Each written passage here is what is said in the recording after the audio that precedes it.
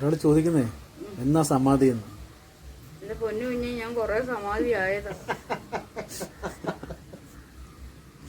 കുട്ടികൾ എന്ന് വന്ന് ഈ ചോദ്യം സ്ഥിരം ഇതല്ലേ? പിന്നെ ഇതാദ്യമായിട്ടല്ലേ നിങ്ങൾ കാണുന്നത്? നമ്മളല്ല, ഗോവൻ സമാധി വന്നതിന് ശേഷമായിരിക്കും കൂടിയത്.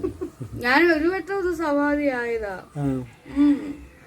ഇനിയുള്ള സമാധി എന്താന്ന് വെച്ചാൽ, ഇപ്പൊ ഞാൻ ജീവനോടുണ്ട്. ഒരു വട്ടം സമാധി ആയിട്ട് വന്ന് ഇനിയത്തെ സമാധിയില് പിന്നെ ഈ ജീവനൊന്നും കാണത്തില്ല, ദേഹം പോലും കാണത്തില്ല, പിന്നെ ചത്ത് തൊലയുക ചെയ്യുന്നത്. അങ്ങനെ തീരുമാനിച്ചിട്ടുണ്ടോ എന്തെങ്കിലും? ഞാനോ?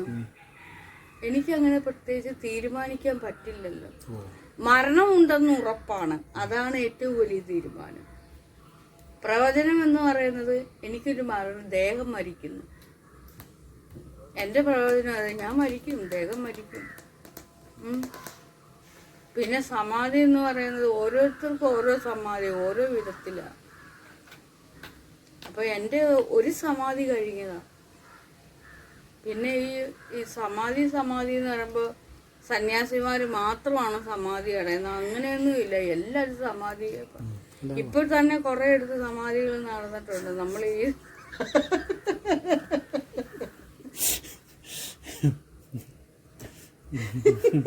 ആനുമത്ത് തമാശയല്ല,